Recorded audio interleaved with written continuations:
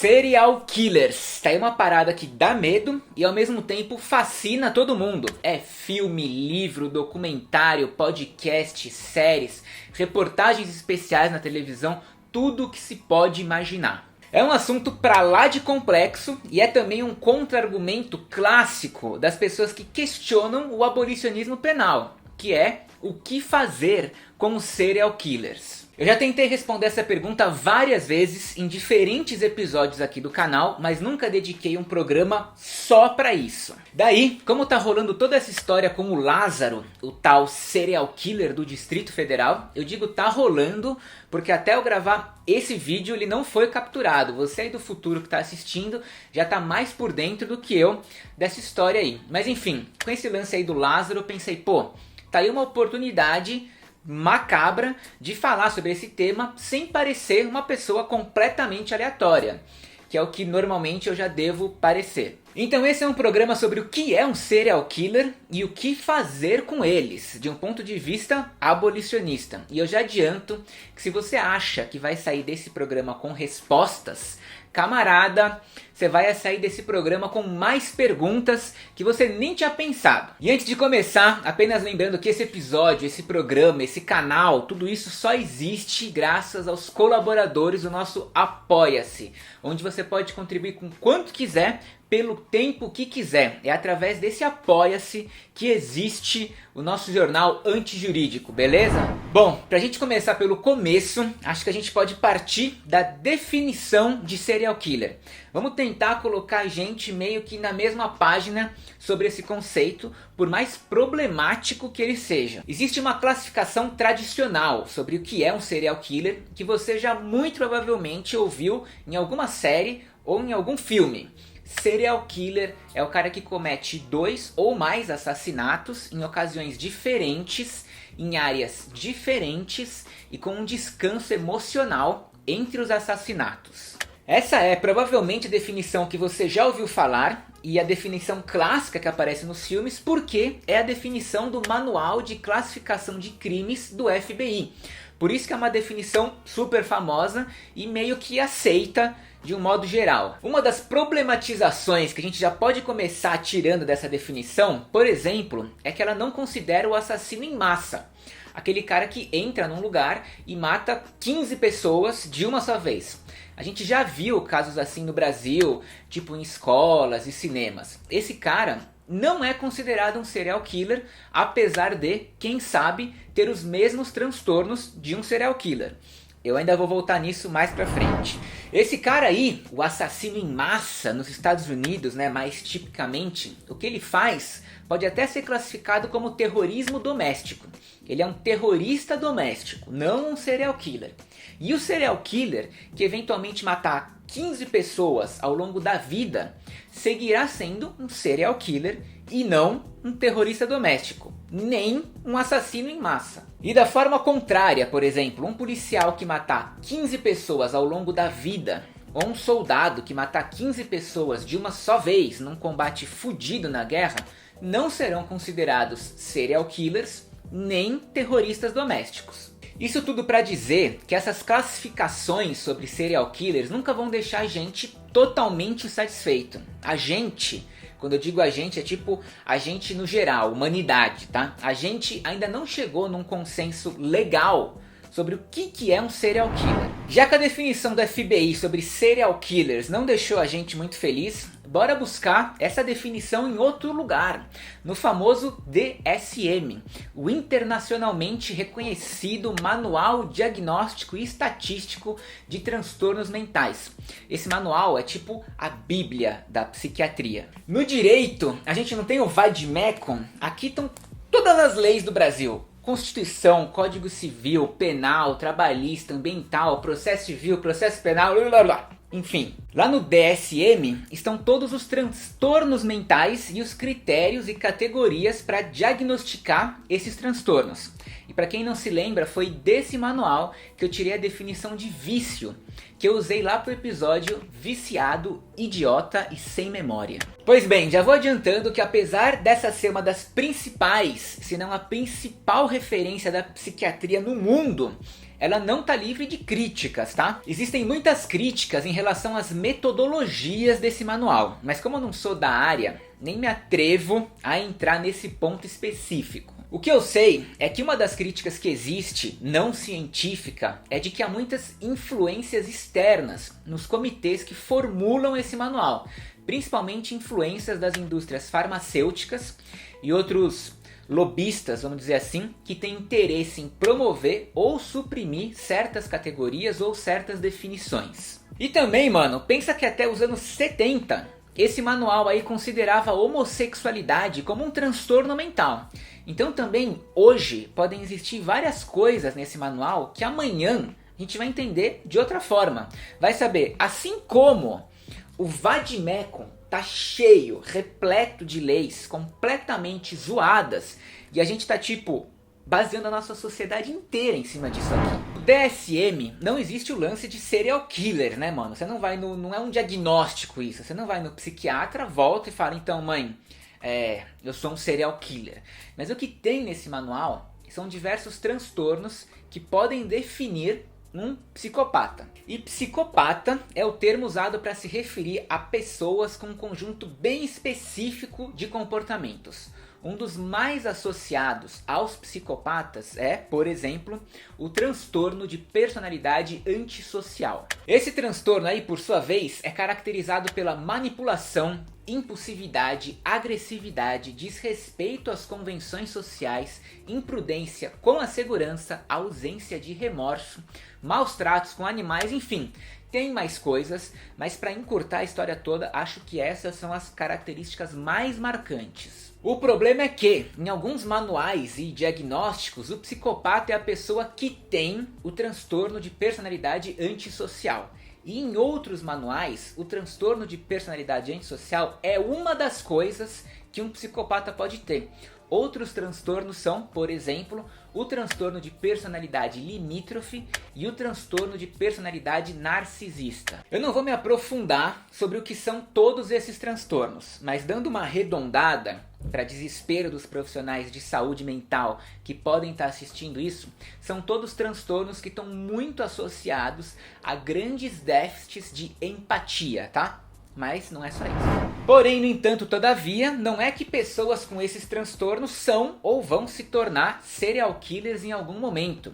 Isso não significa sequer que pessoas com esses transtornos vão machucar alguém ao longo da sua vida inteira. É preciso tomar muito cuidado com isso para não estigmatizar pessoas com esses transtornos. Até porque assassinos em série não matam simplesmente por terem transtornos de personalidade. Pode ser que nem tenha. E outra, a verdade verdadeira, não retratada nas séries e filmes de true crimes, é que pessoas com algum transtorno têm mais probabilidade de serem vítimas de violência do que autores de crimes. E em se tratando de um encontro com a polícia, então, nem se fale. Nos Estados Unidos, por exemplo, o risco de uma pessoa com alguma doença ou distúrbio mental ser morta pela polícia é 16 vezes maior do que em comparação com o restante da população. Imagina só se ainda por cima for uma pessoa negra. Enfim, resumindo meu ponto até aqui, mesmo sem se aprofundar sobre o que são todos esses transtornos de personalidade, o importante é entender que existem essas definições e que também existem os seus respectivos tratamentos, tanto com remédios, como por exemplo antipsicóticos, antidepressivos, lítio, benzodiazepínicos e mais uma outra porrada de nomes que eu não vou me atrever a pronunciar. Além, é claro, de terapia cognitivo-comportamental e analítico-comportamental. E mais uma vez, para encurtar o programa, eu não vou entrar na questão dos efeitos colaterais de cada um desses remédios e nem na eficácia das terapias, que eu já adianto para vocês que tem uma eficácia bem alta. Mas eu não vou me aprofundar nisso, senão a gente vai ao infinito e além nesse episódio aqui. O que eu quero que você entenda até aqui, dando toda essa volta aí que eu dei sobre o DSM, é que existem perspectivas fora da justiça criminal que buscam atender e tratar essas pessoas. Tipo, é possível tratar, é possível acompanhar, é possível monitorar. Esse é o ponto. Bom, finalmente, agora acho que male male, talvez a gente já esteja na mesma página sobre o que é um serial killer, apesar de todas as problematizações desse conceito. Você viu que a definição do FBI é meio bosta, você também viu que pode envolver pessoas que são psicopatas, que por sua vez envolve pessoas com algum transtorno de personalidade. Mas de novo, muito importante ressaltar isso sempre até o fim. Existem pessoas com esses mesmos transtornos que nunca sequer machucaram e nem muito menos vão machucar alguém na vida. E que também, por fim, existem os seus respectivos tratamentos, tanto com remédios como também ou terapias. Beleza? Agora vamos lá, voltando à pergunta inicial do programa. Gente, eu vou ser bem sincero com vocês. Eu sempre tenho uma resposta curta, uma resposta mais elaborada e uma não resposta para quando me perguntam: tá, então você quer acabar com a polícia, com as prisões, com o sistema penal, com a exploração animal, com o capitalismo, com a guerra às drogas, mas e os serial killers? Ainda que você acabe com tudo isso, o que você vai fazer com os serial killers? Vai prender eles? Ah, e o abolicionismo penal? Serial killers? Essas coisas, vocês entenderam. E olha, eu confesso mesmo que essa é uma puta de uma pergunta. Por isso até que eu tenho a resposta curta, a resposta elaborada e uma não resposta. Então, começando pelo começo, a minha resposta curta para essa pergunta é: e o que a gente faz agora? Pois é, se você quer saber o que o abolicionismo penal vai fazer com os serial killers, também é massa se perguntar o que o sistema atual faz com serial killers. Porque tipo, se a tua preocupação central são os serial killers, né? Se é isso que te tira o sono, então você deveria estar muito mais preocupado agora do que imaginando como seria isso em uma sociedade abolicionista. E eu digo isso porque agora a gente basicamente não faz nada em relação aos serial killers. Tipo, a gente tem sim a terceira maior população carcerária do planeta Terra, mas a massa dos nossos presídios é de pessoas presas ou respondendo por crimes relacionados a drogas ou crimes contra o patrimônio. Essencialmente roubo e furto. Menos de 10% das pessoas presas hoje cumprem pena por homicídio. O que não significa nem de longe que sejam serial killers, tá? Muito pelo contrário. E tem mais, de acordo com o último levantamento do Instituto Sou da Paz, chamado Onde Mora a Impunidade, em 11 estados do Brasil, 70% dos homicídios não são solucionados. Em 10 estados do Brasil, os dados sobre homicídios são incompletos.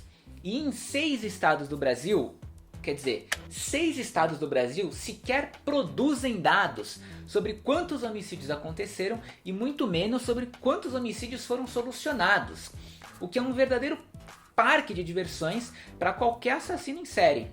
E para a polícia também, que é o maior serial killer que existe. Ou seja, o Brasil não soluciona homicídios. São em média 40 mil pessoas assassinadas todos os anos aqui no nosso país.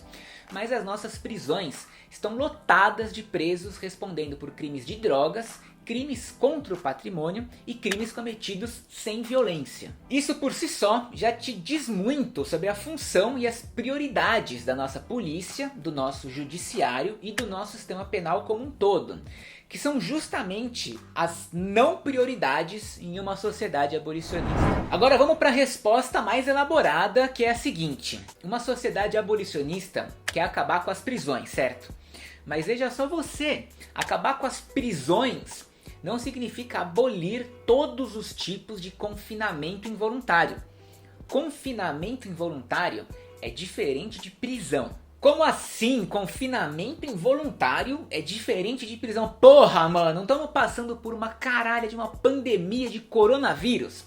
Pois então, não rolou lockdown, não rolou toque de recolher, não rolou quarentena? Quarentena é inclusive uma ótima forma de você pensar em confinamento involuntário. Você queria sair de casa, mas não podia. Você queria ver os seus amigos, mas não podia. Queria ir ao cinema, mas não podia. Enfim, quarentena. Isso é bem simples e bem superficial, mas ajuda você a entender que a prisão é apenas embora excelente exemplo de uma instituição ou de um contexto que tira ou restringe a liberdade de circulação das pessoas contra a vontade deles. Assim como a quarentena e várias outras formas de confinamento involuntário que já existem.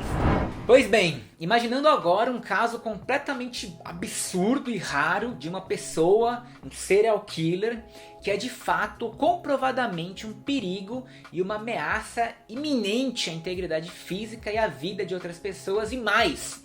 De alguma forma, também ficou provado que é altamente provável que ele continue matando pessoas se não for mantido em confinamento. Porra, tá aí um exemplo que nenhum abolicionista, acredito eu, né, iria se opor de confinamento involuntário. Mas agora vem comigo, mesmo em uma sociedade abolicionista que renuncia totalmente à punição retributiva, não significa que ela será capaz ou que ela precise renunciar a algumas formas de confinamento involuntário por razões preventivas. De alguma forma de confinamento involuntário para um serial killer ou uma cidade inteira em quarentena para evitar a disseminação do coronavírus, a gente pode chegar aqui no acordo de que algumas coisas simplesmente precisam ser impedidas de acontecer. Certo? Agora vem comigo de novo. Pensar em alguma forma de confinamento involuntário por um caso raro e absurdo desse tipo aí que eu criei, não quer dizer também que a privação de liberdade deve acontecer em uma prisão ou em qualquer tipo de instalação parecida, como por exemplo um manicômio judicial. Vale lembrar que o abolicionismo penal envolve também necessariamente a luta antimanicomial. O ponto central é que qualquer forma de confinamento que a gente for pensar ou imaginar, qualquer forma de separação espacial de uma pessoa do resto da sociedade contra a vontade dela, não pode envolver nem conter elementos de tortura ou de dor extra, que é exatamente o que as prisões fazem hoje em dia e desde sempre. Elas cumprem esse papel de infringir sofrimento intencional. Além do mais, o sistema carcerário de uma forma geral, desde o início do capitalismo, quando a punição predominante se tornou as prisões,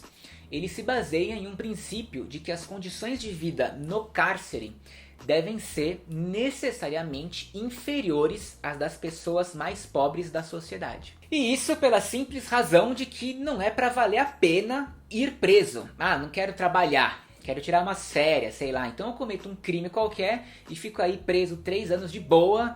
Vou ter onde dormir, vou ter comida, pratico esportes, faço uns trabalhos aí, conheço novos amigos, enfim. Não gasto R$1 pra nada. Sacou? Então o sistema mantém propositalmente as prisões em um patamar medieval, justamente para mostrar para o trabalhador livre que vale mais a pena ser miserável, explorado ou desempregado do que preso. Então, meu povo, desde que prisão é prisão, na forma como a gente conhece ela hoje, ela mantém uma estrutura e uma condição de vida que é pior do que a do trabalhador pobre. Por isso é tão comum a gente ver as pessoas extremamente indignadas quando uma prisão é boa. Tipo, proporciona um certo padrão de vida que teria uma classe média. Uma classe média bem média mesmo. A sociedade não aceita que um preso possa viver bem. Não exatamente bem porque você está preso, né? Mas que possa viver razoavelmente bem, com dignidade e com um nível artificialmente elevado de conforto e espaço. Resumindo, eu imagino que em um caso desses aí que eu descrevi, de um super serial killer que seguirá matando pra sempre e tal, o cara é incontrolável, né? Coisa de filme mesmo. E chegando a um nível extremo, que é a necessidade de um confinamento involuntário, isso seria uma repreensão. E ao mesmo tempo, isso diz para a vítima, ou para a família da vítima, que a sociedade se importa sim. Isso também diz ao agressor que ele é visto por todos como um perigo, e diz a toda a comunidade de uma forma geral que esse tipo de comportamento não é e não será nunca tolerado. Então eu entendo que é um método que cumpre a função da punição, sem que seja realmente necessário usar a punição. Deu pra entender? E agora, caminhando pros finalmente, teve a resposta curta, a resposta mais elaborada e agora a minha não resposta, que eu falei que eu também tenho, é que eu particularmente não sei tudo, né, gente? Apesar de pesquisar muito e de gostar muito de estudar sobre o abolicionismo penal, eu tenho total consciência de que existem muitos outros autores, organizações e movimentos sociais que estão pensando soluções para uma sociedade abolicionista para os casos envolvendo não só serial killers, mas outros crimes bem violentos. Porque se você acha que serial killers é um tema polêmico no abolicionismo, é porque você ainda não pensou nos genocidas. Bom, resumindo, acho importante sim, claro, um debate sobre, em uma sociedade abolicionista, o que faríamos eventualmente com um super serial killer. E se você acha que os abolicionistas não respondem, ou não sabem responder direito essa pergunta, é porque de fato, não que não é necessário pensar nisso, mas tipo, não é aí que mora o perigo, vamos dizer assim. E isso porque, tipo, nos Estados Unidos, vamos lá, de novo, Estados Unidos, que é o terceiro maior país do mundo, com a terceira maior população do mundo, rolam 15 mil assassinatos por ano. Essa é a média. E o FBI, de novo o FBI, estima que existem entre 25 e 50 serial killers atuando constantemente. Tipo, independente do ano, não é que existem anos que tem mais serial killers e tal. Eles acham que tem sempre entre 25 e 50 serial killers. E o FBI estima também que cada serial killer mantém uma média de 1 a 3 assassinatos por ano. Então, jogando tudo pra cima, supondo 50 serial killers que mataram 3 pessoas cada um, a gente vai ter em um ano 150 assassinatos, 150 vítimas de serial killers. Portanto, 150 vítimas em um universo de um ano de 15 mil vítimas, 150 é 1% de 15 mil. 1% porque a gente arredondou tudo pra cima, tanto os serial killers quanto as vítimas dos serial killers. Então eu sei que os serial killers são uma parada que assusta muito, é muito violento, pode envolver estupros, tortura, enfim, é sempre pesadíssimo.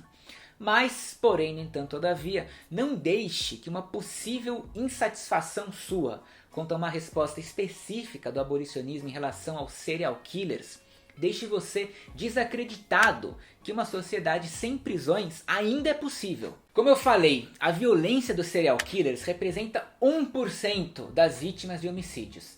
Se em uma nova sociedade abolicionista a gente conseguir reduzir a criminalidade e a violência que sempre vão existir até um patamar onde esse 1% de assassinatos de serial killers se tornem a nossa principal fonte de violência, eu acho que definitivamente a gente vai estar no lucro. Ainda temos um problema bem sério, bem pesado, mas vamos estar bem melhor do que a gente se encontra hoje. E mais, uma transformação radical da nossa sociedade certamente irá gerar efeitos nas características de muitos desses assassinatos. Porque você tá ligado, ainda que por mais mundano que possa ser para um serial killer matar uma pessoa, ele também está envolto em uma rotina enorme de outros atos mundanos. Como ir para o supermercado, assistir Netflix, Jornal Nacional, cozinhar, trabalhar, ligar na Vivo para reclamar de uma conta, enfim. Para além de analisar somente a cabeça, a mente de um serial killer, que é importante, a gente também precisa analisar o contexto social que ele vive. Porque afinal de contas, todos os assassinatos de serial killers ou não, ocorrem dentro de um contexto social. E isso sempre ajuda a gente a compreender melhor o que pode estar rolando para que tal crime aconteça e seja evitado. Isso tudo para dizer que, vivendo em uma sociedade racista, homofóbica e machista como a nossa, não é possível que não te diga nada o fato das vítimas de um serial killer serem mulheres, por exemplo. Ou que para além de assassinatos, a violência de um serial killer também pode envolver maus tratos em animais. Afinal, a nossa sociedade explora e mata os animais. Lembra do programa anterior que eu gravei, Exploração Animal? Que eu falei justamente sobre como a violência pode progredir dos animais para uma mulher. Então fica aí mais uma reflexão sobre até que ponto uma modificação radical da sociedade também poderia mudar vários padrões de violência ou até mesmo a violência em si. E que a pergunta, o que fazer com serial killers, precisa ser quebrada em alguns pedaços. Principalmente porque ela pode implicar que serial killers e assassinos no geral constituem a massa dos mais de 800 mil presos que existem no Brasil. Você entendeu que é justamente o contrário. As nossas prisões não são para pessoas más e violentas. Elas são uma estrutura filhotinha, querida do capitalismo e da supremacia branca, que funciona basicamente desde sempre, desde que o mundo é mundo, para desaparecer com as populações indesejadas, pobres e negros. E é também, veja só você, por não serem o destino de pessoas violentas que as prisões não impedem de forma alguma qualquer tipo de assassinato, de novo, seja de um serial killer ou não, porque ela não aborda nenhuma, absolutamente nenhuma das razões subjacentes de cada pessoa, muito menos os seus respectivos contextos sociais e econômicos. Além do mais, como vocês viram, o sistema penal não esclarece a grande maioria dos crimes de homicídios e sequer produz dados sobre esse tipo de crime, como o perfil das vítimas, regiões, circunstâncias, contextos. E se você não faz nada disso, né? Se você não produz dados sobre um determinado tipo de crime, você não tem sequer como elaborar uma política pública de segurança, porque você sequer tem as informações para saber o que você precisa fazer. Outro ponto importante é, nossas prisões elas estão lotadas de pessoas que cometeram crimes de drogas, furtos e crimes não violentos. Essa prioridade, ela definitivamente precisa ser invertida. O sistema ele não prioriza a vida. A maior parte da estrutura do sistema penal não quer saber de investigar, muito menos esclarecer homicídios de uma forma geral, que dirá se preocupar com serial killers. Dito tudo isso, pelo amor de Deus, vou ficando por aqui. Obrigado você que conseguiu chegar até o final desse vídeo. E se você não saiu totalmente satisfeito com as perspectivas do que a gente pode fazer com os serial killers em uma sociedade abolicionista, pelo menos eu espero que você tenha saído com mais dúvidas e questionamentos sobre o que são os próprios serial killers, sobre a nossa sociedade, sobre o nosso sistema penal e sobre o papel das prisões. Só de você já ter saído mais encucado sobre tudo isso, eu já fico feliz, já me considero no lucro com esse programa aqui, beleza? E antes de ir embora de vez, mais uma vez, tudo isso só existe graças ao nosso Apoia-se. Colaborando com quanto quiser, pelo tempo que quiser, aqui no link, você mantém o Jornal Antijurídico de pé. Outra forma de ajudar é através da nossa parceira, a editora Boitempo. Comprando os livros deles nesse link aqui, uma parte é destinada pro Jornal Antijurídico. E tô sem dinheiro, tô sem saco, não tenho tempo, enfim, não sei o que. Cara, ajuda muito se você simplesmente curtir, deixar o seu comentário aí com críticas, sugestões, elogios, o seu pensamento, enfim, enviar para os amigos e ativar o sininho de notificações e se inscrever no YouTube. E até semana que vem. Valeu, falou!